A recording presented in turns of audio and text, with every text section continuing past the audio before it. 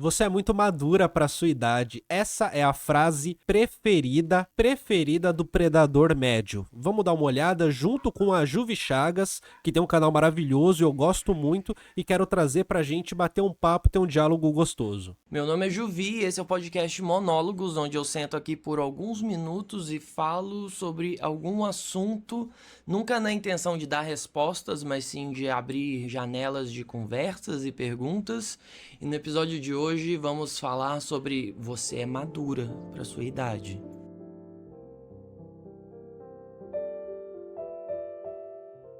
Essa é uma frase muito comum na vida de mulheres jovens. Você é madura para sua idade. Isso geralmente vem de um homem mais velho que está flertando com ela e ela é uma garota jovem, bonita, cheia de vitalidade. E é importante que quando isso acontecer na sua vida, querida jovem, você não acredite que você é madura demais para sua idade, porque provavelmente você não é, e o cara tá te chavecando porque ele provavelmente é um predador de pessoas mais jovens. Talvez predador seja uma palavra muito pesada para isso? Um aproveitador? Não sei. Me diz aí você se é muito pesado ou não. E com certo nível de vulnerabilidade, que é algo que vem pela própria idade mesmo, de fato.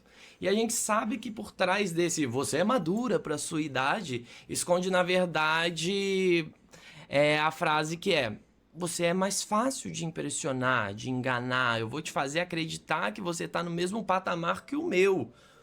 Eu, de 40 anos, vou falar isso pra... Eu não tenho 40, né? Tô só fazendo aqui a metáfora. Eu, de 40 anos, vou falar isso pra menina de 17 anos e na ingenuidade de talvez não compreender ou na felicidade de talvez perceber alguém reconhecendo a sua maturidade que talvez possa estar se desenvolvendo e que na cabeça da criança ali, da adolescente, ela de fato tá sendo mais madura, mas ela não sabe o limite dessa maturidade, percebe? Você pode perceber que você está sendo uma pessoa mais madura na sua vida, mas você não sabe qual é o limite, você não sabe quais são as etapas, você não sabe qual é o limite alto disso. Ninguém sabe, né? Nem uma pessoa com 40 anos sabe. Mas assim, por não saber até mesmo, que existe algo que é, tipo assim, de fato uma maturidade, mesmo que ela não seja igual para todo mundo, por não saber disso, esse pequeno salto que se tem na adolescência, quando reconhecido a partir de sabia que você é muito madura para sua idade, pode parecer algo sedutor, pode parecer um grande reconhecimento, mas pelo amor de Deus, é uma grande enganação.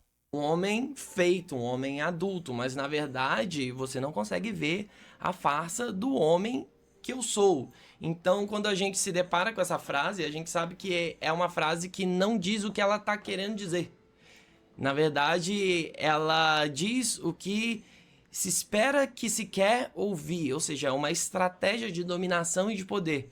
E a gente vive uma crise de masculinidade atualmente, meio ao discurso de, nossa, abandonar a masculinidade tóxica, desconstruir o machismo. E muito se pergunta, o que tem se construído ao redor de tanta desconstrução? A gente só tem escombros mesmo no final disso?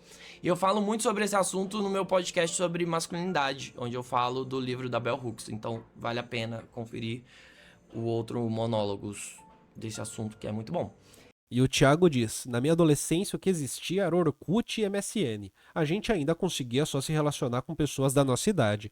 Hoje, um homem mal intencionado consegue abordar adolescentes ou meninas, enfim. Cara, em porta de escola, por exemplo, a pessoa que tem 20 e tenta abordar a menina de 14 é uma coisa infelizmente comum. E o conceito de madura para sua idade vem como, nossa, você é diferente das outras, quando na real a procura é por esse foco na beleza e essa facilidade de exercício de um poder.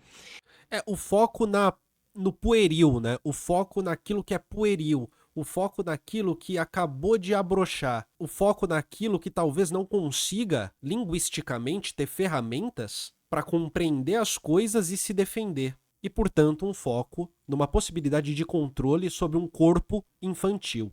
E é sobre essa crise de masculinidade que sobe uma dificuldade de se acessar sentimentos.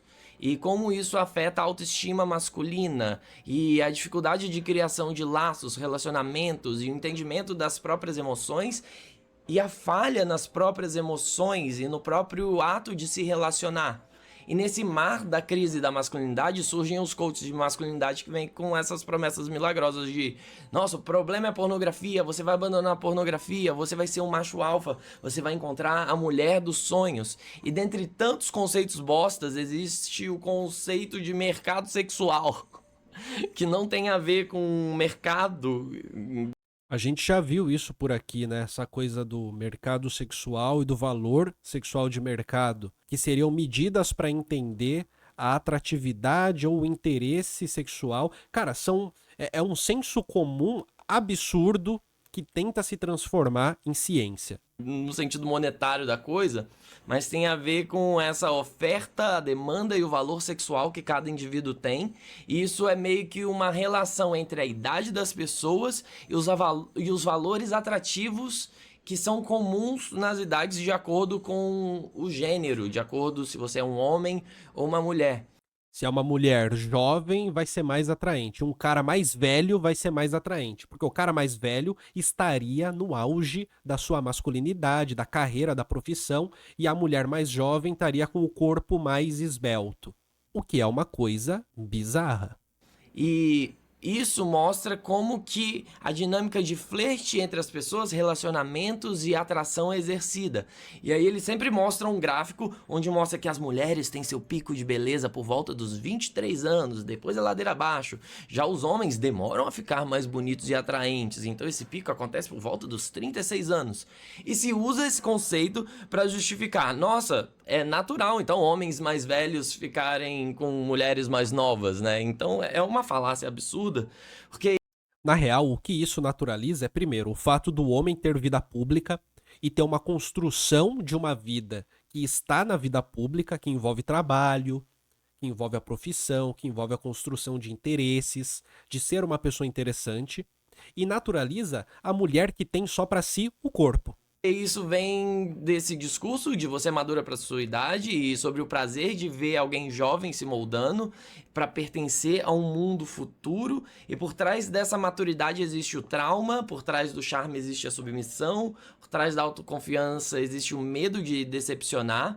E ao mesmo tempo é um culto à juventude, é um culto à beleza, é um culto às aparências e ao conceito da beleza padrão que a gente vê hoje ser tão difundida.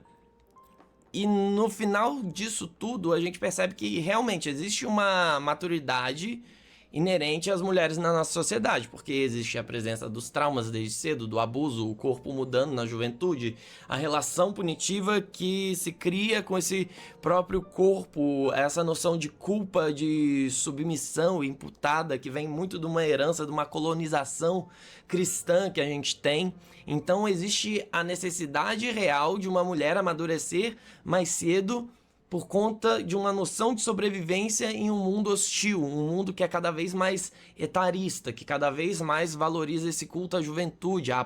Uma instituição familiar que bota principalmente as meninas para trabalhar dentro de casa. Eu vou trazer um gráfico aqui que é muito interessante. Isso é um gráfico que é retirado da pesquisa do PNAD, BGE, que fez, né, 2016, é um dado de 2016, que mostra a média de horas semanais em que você tem meninas e meninos de 5 a 13 anos e de 14 a 17 anos tendo cuidados de pessoas ou afazeres domésticos dentro de casa. Acho que agora tá grande e dá para todo mundo ver de boa, né? E tem por região. Perceba, esse verde claro é a menina adolescente de 14 a 17 anos. E o laranja claro é o menino adolescente de 14 a 17. No Brasil, a média de hora das adolescentes é de 12,3. Dos adolescentes é de 8,1. Quando a gente vai para criança mesmo, de até 13 anos, né? Eu acho que 13 anos é o limite do que chama de pré-adolescência, certo? Quando a gente vai para esse lugar, o que a gente tem no Brasil é de meninas 6,9 anos, 6,9 horas, aliás, e de meninos 5,8 horas.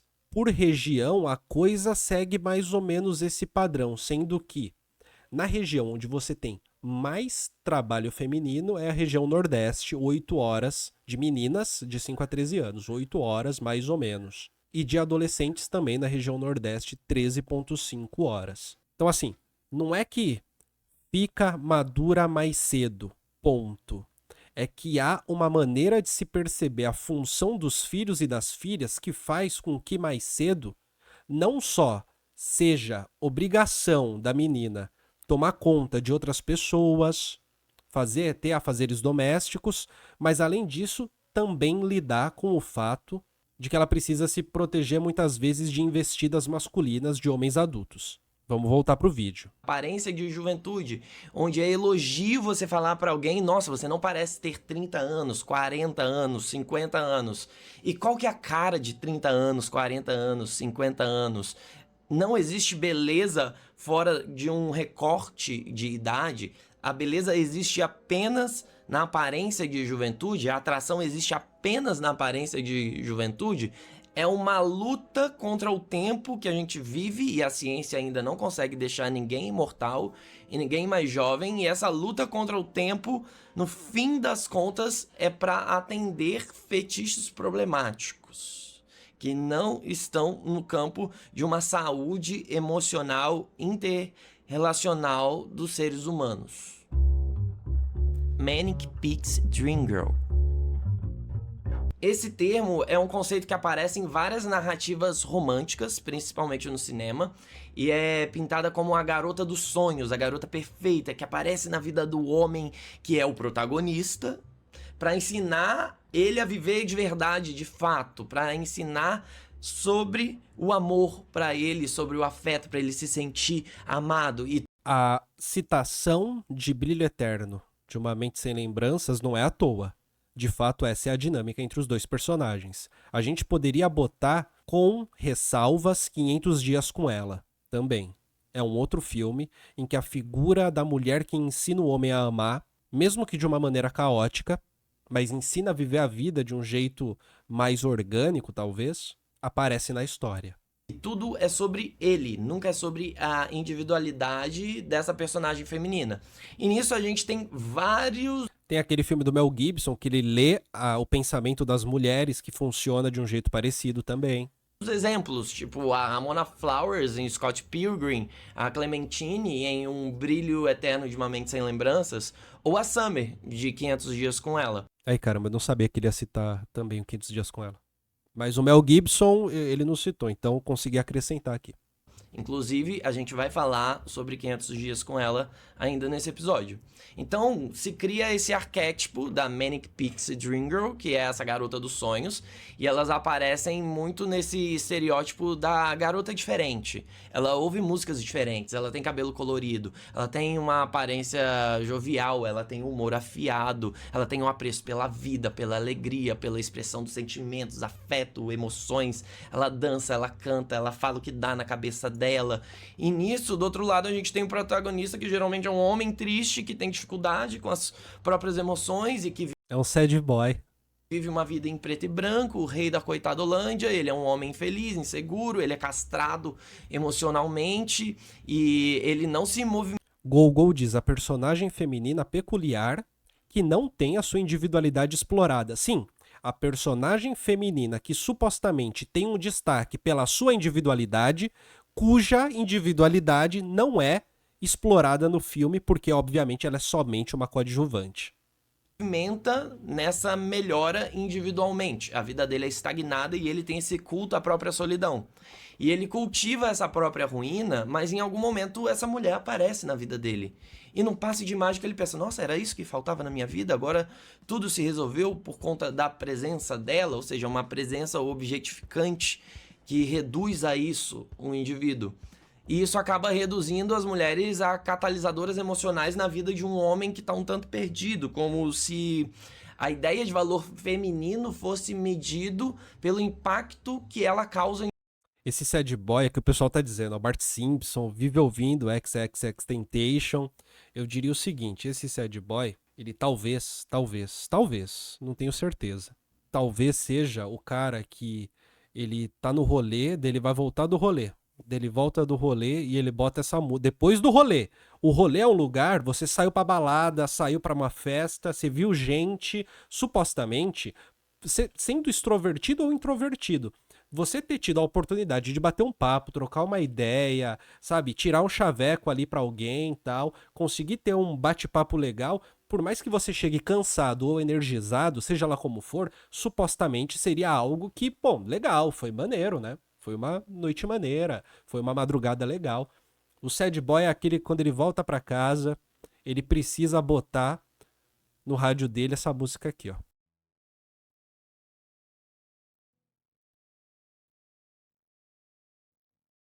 Não, todo respeito, tá bom, gente? Todo respeito aí a quem é um pouco desajustado. Mas eu acho que assim, quando você é adolescente e isso acontece, nada mais normal. Mas quando você tem 30 anos nas costas, tipo os personagens desses filmes que foram citados, aí a coisa, assim, aí já tá na hora de procurar uma terapia, porque é legal, já é interessante aí, já é uma coisa mais, tipo assim, de fato, falando sério, né? Saúde mental, porque de fato envolve você conseguir ter um dia a dia maneiro ali, você conseguir se relacionar com as pessoas. Vamos voltar aqui pra Juvi Chagas. Em um homem, como se ela fosse detentora da parte que falta em um homem. E isso é uma narrativa que desumaniza mulheres como seres sem passado, sem futuro, apenas como um ente existente nessa fantasia masculina. Isso acaba sendo um reflexo de um machismo cultural, estrutural, onde o amor e a atenção feminina é vista como um objeto, algo coadjuvante a serviço do protagonismo masculino, como se fosse uma fantasia terapêutica, um sonho masculino de ter um príncipe encantado, e no caso é uma princesa encantada que vem no cavalo para curar as feridas que não são delas, e Boa noite, Esmeralda, tudo bom? magicamente ela tá ali a serviço dele. Mas afinal de contas, quem é ela? Quem é a Manic Pixie Dream Girl? Ela não é um arquétipo, ela não é uma ideia, ela não é um fetiche, ela não é um personagem coadjuvante, ela é uma pessoa. Nossa, quem diria? E isso coloca uma espécie de contradição na mente masculina, na mente que romantiza tudo isso, essa figura arquetípica, que é uma figura que existe apenas na fantasia, existe apenas no desejo, não é o ser humano real. É uma projeção egoísta como alguém que vem sanar tudo que existe na minha vida. É a safadinha que vem. Safadinha. Essa fada pequena que vem iluminar a vida de um ser de sombras e trevas. É safadinha mesmo. E no final das contas, essa. Geralmente, essa personagem é uma pessoa que ela tem uma sagacidade que o personagem masculino talvez não tenha conseguido desenvolver ainda. Fala, tio Lu, tudo bom? Só uma objetificação egoísta. E que passa por tudo isso, desse culto à juventude, desse culto à aparência. E, né, tá por aí na mídia, tá por aí na vida real, tá por aí nas expectativas e na ideia que se cria de mulheres e não no indivíduo de fato que uma mulher é. Francisco diz, eu acho que o nascimento do incel vem muito disso também, dessa figura central rejeitada, etc. Cara, talvez. Faz sentido. Que é esse entendimento de uma rejeição que é essencial, né? Que é uma rejeição quase que biológica. Quando a gente vê uma relação, principalmente nessa nossa sociedade que tem um heteropessimismo muito grande e que a gente vê que existe uma crise nos relacionamentos cis-heteronormativos, né? Então por isso que a gente está trabalhando com essa dualidade e essa binariedade, porque é um problema dessa dualidade, dessa binariedade, dessa cis-heteronormatividade especificamente. 500 dias com ela. 500 dias com ela vem como um desdobramento de Manic Pixie Dream Girl, onde a gente consegue ilustrar isso bem através de um filme que eu acredito que a maioria das pessoas já viram. Mas caso você não tenha visto, não tenha medo de spoilers, é um filme antigo, é um filme de romance, não vai estragar a sua experiência artística, cinematográfica, ouvir essa parte do podcast. Confia em mim, depois você vai ver o filme até de uma forma mais legal. Então, me acompanha. Ele é um filme sobre um cara, o Tom, que ele conhece uma mina gata no trabalho e ele descobre no elevador que ela também gosta de Joy Division, a banda de Homem Triste. E com essas duas informações ele decide que ele tá apaixonado por ela. É literalmente isso, tá? Ela é uma moça bonita que gosta de Joy Division e The Smiths também. E sem saber mais nada da vida dela ou da personalidade dela. Ela é apenas uma ideia, uma projeção e ele decide isso. E nisso eles começam a se conhecer, ela fala, eu não quero namorar. E eles começam a ter uma relação e ela fala, vamos levar as coisas sem pressão, porque eu já te disse que eu não quero namorar. O tempo todo ela comunica sobre as intenções dela e ela deixa as intenções bem evidentes. E eles vão vivendo um romance, tudo muito legal, tudo muito gostoso. Mas as tensões são criadas na cabeça dele porque ele quer saber o que eles são o tempo todo. Sendo que ela já deixou claro as intenções dela, que é, eu não quero namorar, a gente tá vivendo essa parada legal, casual aqui. E se eu falei isso, é isso. Quando eu falar que mudou, mudou. Ela literalmente, no filme, ela literalmente foi clara e explícita. É só um momento, aqui é só um lance. Ela foi clara e explícita. E o filme se desenrola num cara que não consegue lidar com o fato de que quando a moça lhe diz, foi sendo clara e explícita, lhe diz, é só um lance, ele não consegue lidar com isso. Ele sempre acha que há um passo adiante que está vindo. Mesmo que explicitamente seja dito, é só um lance. Né? E no fim das contas dá merda no romance entre eles. E aí tem os vai e vem da vida, fossa, tristeza, encontros, desencontros, até que no futuro ela se casa, ela engravida de outro cara e naturalmente ele pensa, por que não foi comigo? Por que não fui eu? Ela disse que não queria nada disso, ela, sabe... Porra, porque eu não queria, cara, porra, sabe? Porque eu tava saindo com você e é isso, era só um lance e tal, pá, só isso. Porque eu não queria engravidar de você, meu amigo. Engravidar é uma coisa séria, pesada. É uma coisa que você pensa, é uma coisa que você não faz, se for planejado, você não faz com alguém que você tá tendo um lance, tá ligado? Poxa vida, mas ela diz a frase que eu acho que é uma frase muito boa, que é: um dia eu acordei e tive essa certeza. E foi uma certeza que eu não tive com você. E por conta do desalinhamento que eles tinham de intenções naquele momento, fez com que ela não ganhasse essa certeza com ele, e com outra pessoa ela ganhou essa certeza. E a vida é assim, às vezes a gente tem romances que acontecem num espaço curto de tempo e eles ficam ali, e a nossa vida segue, as coisas vão acontecendo e você consegue se lembrar de um momento bom que você viveu com alguém legal, né? E esse filme ele foi muito cooptado pelo coitadismo masculino, onde geralmente esse filme é visto pelos homens, pelo olhar do homem, e essa garota é só uma vacilona que brincou com os sentimentos dele. Isso é a parte ruim da gente não ter desde, sei lá, desde a escola, uma educação que nos coloque perante a arte como sendo também uma forma de observação daquilo e não de nós. Entende o que eu quero dizer? A arte enquanto sujeito. Porque aí você vê um filme como esse, o único critério de percepção é de se identificar com o cara. E de cair nesse estereótipo do coitadinho, sabe? E as meninas malvadas e o cara coitado. Porque o filme, ele não necessariamente é um filme ruim.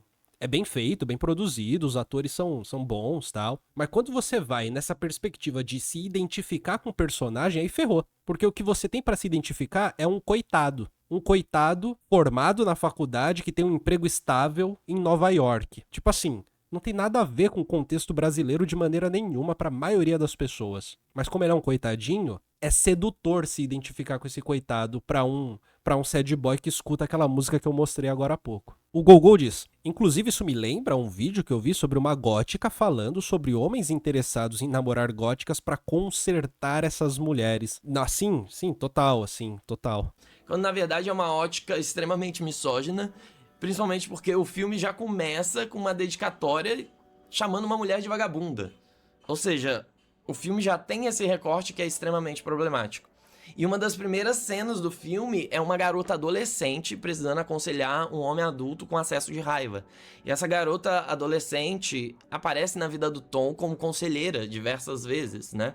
Isso mostra a verdade, que não é sobre ela ser madura para a idade dela, no caso, essa amiga adolescente dele, mas sim sobre os homens serem imaturos para a idade deles. Então, plot. E eu diria o seguinte também aqui, eu concordo 100% com tudo que a Juvi tá falando aqui no vídeo, mas eu acrescentaria o seguinte, não é nem dos homens serem imaturos, mas é a ideia de que você tem um novo homem em nascimento e esse novo homem, ele não é o homem de verdade, o macho de antigamente. Como ele não é esse novo macho, esse macho antigo, aliás, como ele é um novo homem, esse novo homem que tá mais ligado com a emoção, que tá mais ligado com a sensibilidade, supostamente teria muito a acrescentar em ouvir conselhos de uma adolescente. A gente sabe que na vida real não é assim que funciona necessariamente, né? Twist.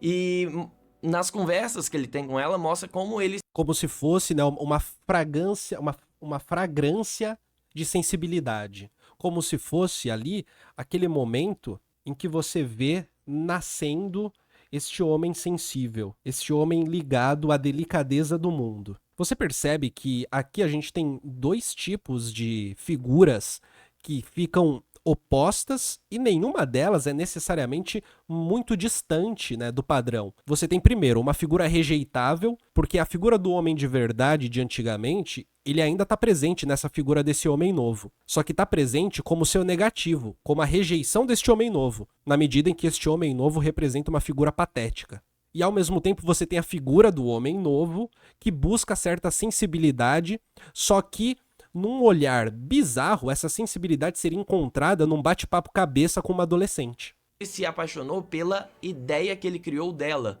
sobre como ela faz ele se sentir, sobre como ela afaga os sentimentos dele, sobre as características físicas dela que ele gosta.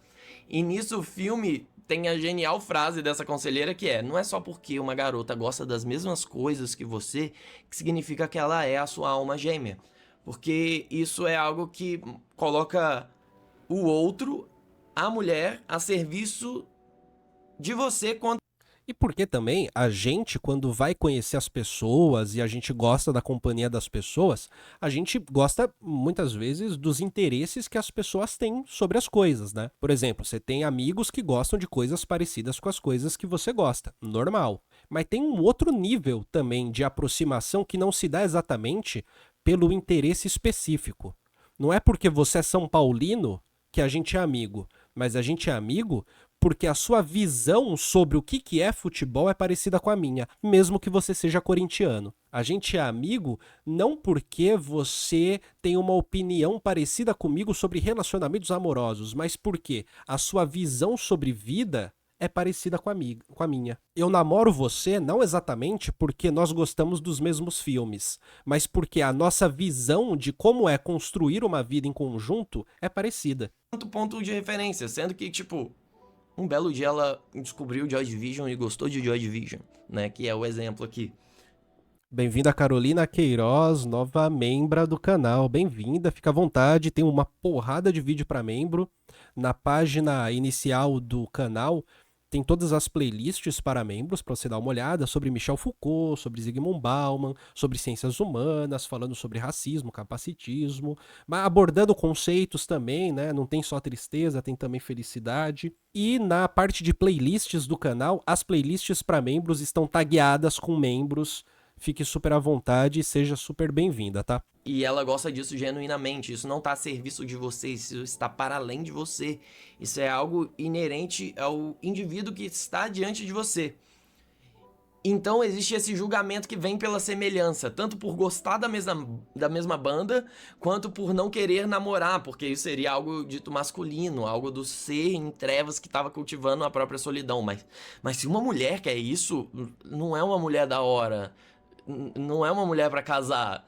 Então é uma não aceitação por ela ter a mesma agência que ele tem, quando na verdade isso é o básico, né? Tipo, somos todos seres humanos, tipo, beleza. E ele começa a achar que ela quer algo a mais porque ela começou a abrir os seus próprios sentimentos e falar das suas emoções, dos seus sentimentos. E aí é algo que é batata. Às vezes é mais sobre a outra pessoa do que sobre a gente, porque para quem nunca se abre, vai achar que alguém falar sobre sentimentos é algo especial, porque para quem nunca se abre, falar sobre sentimentos é algo especial, imaculado, algo guardado numa caixinha especial.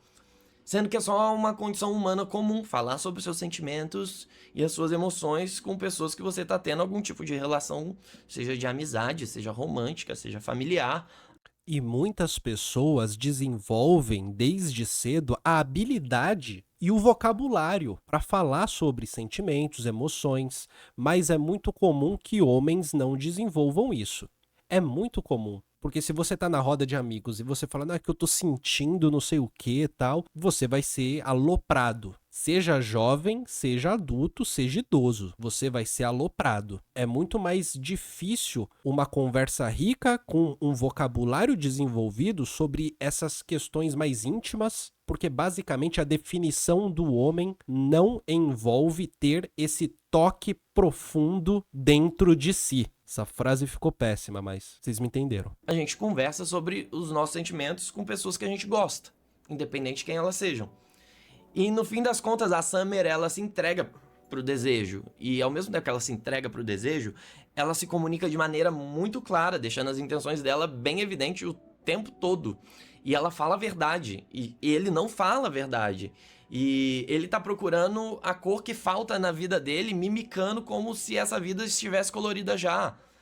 Sendo Isso é essencial. Ela, de fato, o tempo todo era muito verdadeira, assim, direta, explícita. Explícita. que é algo que ele já devia ter cultivado enquanto indivíduo, sozinho.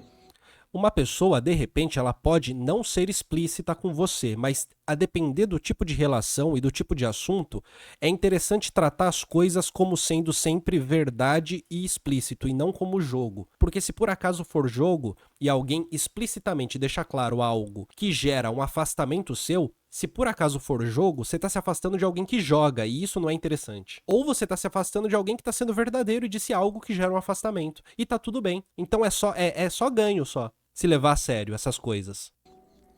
E é muito sobre homens que não são felizes, não são emocionalmente curados, não são confiantes, não têm autoestima e depositam em uma possibilidade de relacionamento uma resolução desses problemas, a terceirização, colocando a responsabilidade na outra pessoa disso. E, na verdade, o que uma pessoa que tá infeliz, que não tá emocionalmente curada e que não tem autoestima, não é confiante e que não tem coisas boas dentro de si, o que é que essa pessoa pode oferecer em contrapartida num relacionamento? Essa pessoa está pronta para um relacionamento? O que a Summer ganhava com isso tudo o tempo todo? Alguém que a única vez que perguntou algo sobre a vida dela foi perguntar sobre os ex-namorados dela. E no final das contas, ele não era um suporte emocional dela, como ela era um suporte emocional para ele. Isso é o que a gente deduz, né? Porque, de fato, o filme não se preocupa em explorar quem era a Summer. Ou seja, essa ideia de uma relação onde a doação é feminina e ponto. E durante o filme tem a contagem de dias com ela, que chega até 500. Nossa, spoiler. E essa contagem só zera quando ele conhece outra garota que ele acha bonita. E aí a contagem zera e essa outra garota assume esse outro lugar. E vai viver novamente esse ciclo. E ele coloca outra pessoa nesse mesmo papel. E não é sobre a pessoa, é sobre o papel, é sobre a função, é sobre o poder, é sobre algo que pode ser domado a meu serviço, para os meus sentimentos. É isso, né? Eu. É muito eu. Psique. A mitologia tem histórias que ditam o inconsciente coletivo, que foi elaborado por Jung. E o inconsciente coletivo diz sobre como a gente entende várias coisas, né? E como essas histórias estão permeadas por tudo que a gente vive na nossa cultura e elas meio que se diluem em doses homeopáticas. Tipo, as histórias de herói dizem sobre como homens devem ser e as histórias de princesa dizem como mulheres devem ser, e isso tá no nosso inconsciente desde criança, através dessas histórias que a gente ouve e de tudo que a gente vê na mídia que foi inspirado nessas histórias e que vem de uma tradição. E como que isso guia como que a gente vive e percebe as coisas sem que a gente perceba isso. E o livro She, do Robert A. Johnson, ele explica o entendimento da psicologia feminina, principalmente relacionada ao labor no mundo das emoções e dessa devoção exaustiva em busca do amor ideal. E nesse livro ele analisa... As edições dela são realmente muito boas, são muito legais mesmo.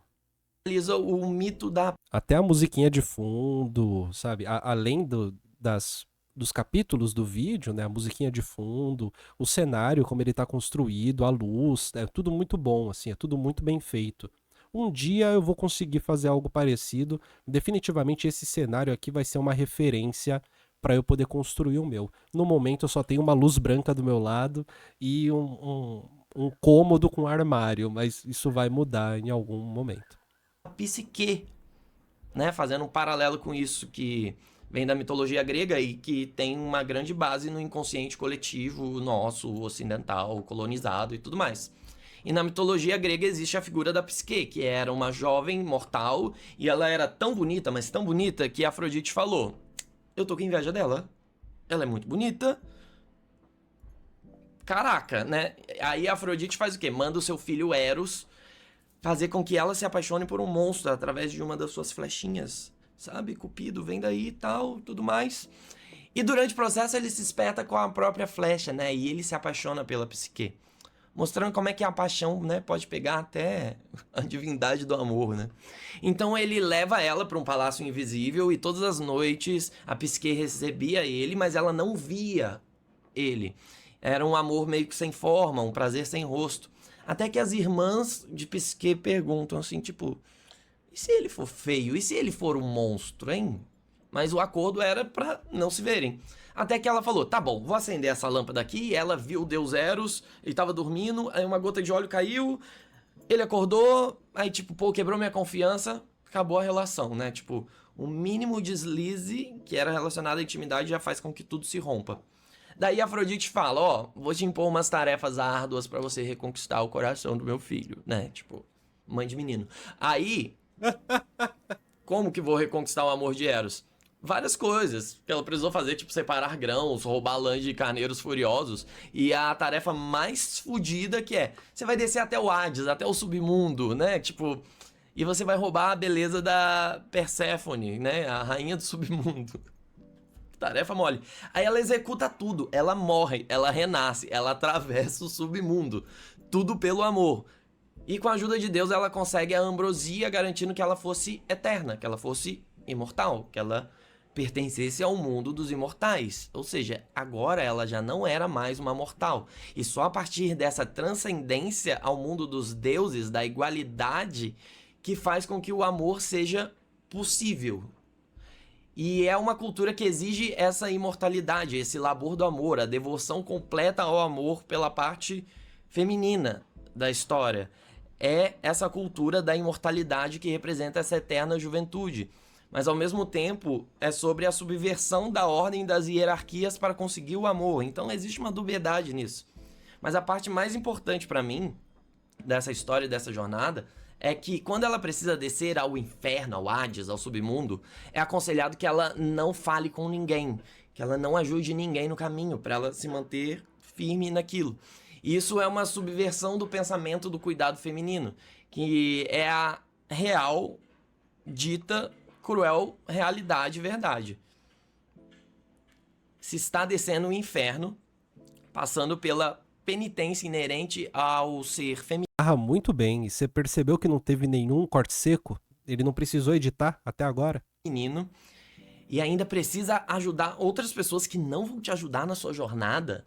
Ou seja, é uma penitência solitária que tem um esforço em dobro para ajudar outros. E nisso, Psique mantém o seu foco e não ajuda ninguém, e segue o seu caminho, e cuida de si em busca daquilo que ela acreditava que era melhor para ela.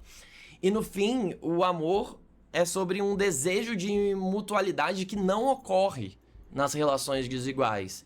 E nas relações de poder, e nas relações com pessoas imaturas, e relações que no fim das contas só te exigem o esforço e não te dão nada em troca, nada de volta, que não te alimentam e não te nutrem em algum aspecto. Quando na verdade o amor deveria ser um refúgio, um lugar para o exercício do... não do poder, mas sim o exercício de poder ser cuidada e poder cuidar na mesma proporção. Isso é algo que existe para além do mundo da juventude, para além do mundo da aparência, do egoísmo, do desejo de poder, de subjugar alguém mais vulnerável, mais ingênuo que você, de tornar alguém menor e alguém que sirva a você. E no final de tudo, a gente não ama porque nos falta amor. A gente ama porque a gente tem amor para dar. E é sobre o encontro desses dois seres que têm amor para dar e têm essa maturidade e que não querem exercer poder sobre o outro, querem exercer apenas amor sobre o outro. Seria uma maneira mais sincera de perceber aquilo que tu tem pra dar e a maneira como você pode, às vezes, talvez, se encontrar com alguém que também tenha algo pra dar. Eu não sei se fica claro pra vocês, mas fica subrepetício pra mim que há uma mensagem aqui, né? Que as nossas questões internas dificilmente vão ser satisfeitas tendo como apoio uma outra pessoa. Ou até mesmo, caso sejam satisfeitas, até podem, mas caso sejam, é a custas do trabalho dessa outra pessoa, a custas do estresse dessa outra pessoa, a custas dessa outra pessoa ser uma cuidadora, uma pessoa que está basicamente cuidando de você, e não exatamente numa relação horizontal de amor. Esse é o vídeo da Juvi Chagas, muito legal, muito interessante. Eu gostei demais. Vocês me digam nos comentários se acharam legal. Eu acho que o grande ponto aqui que a gente pode de repente tirar disso, né, é que há uma certa horizontalidade no amor que talvez nunca exista numa relação em que o outro funciona como um cuidador, alguém que está te ajudando. Ajudar não é amar. Você pode gostar muito de quem te ajuda. Você pode ter profundos sentimentos por quem te ajuda. Você pode necessitar e ter um carinho gigante por quem te ajuda. Mas talvez o verbo amar esteja preso também a um contexto de horizontalidade. Não sei o que vocês acham. Posso estar falando um monte de bobagem, mas a vida é assim, tá bom? Muito obrigado. Esse vídeo é um corte das lives do Colunas Tortas. Live do Colunas Tortas toda terça-feira, às 10h30 da manhã. E ao longo da semana, às vezes à noite, mas principalmente no período da manhã. Só que toda terça é com certeza 10h30 da manhã, tá bom? Vem participar das lives comigo.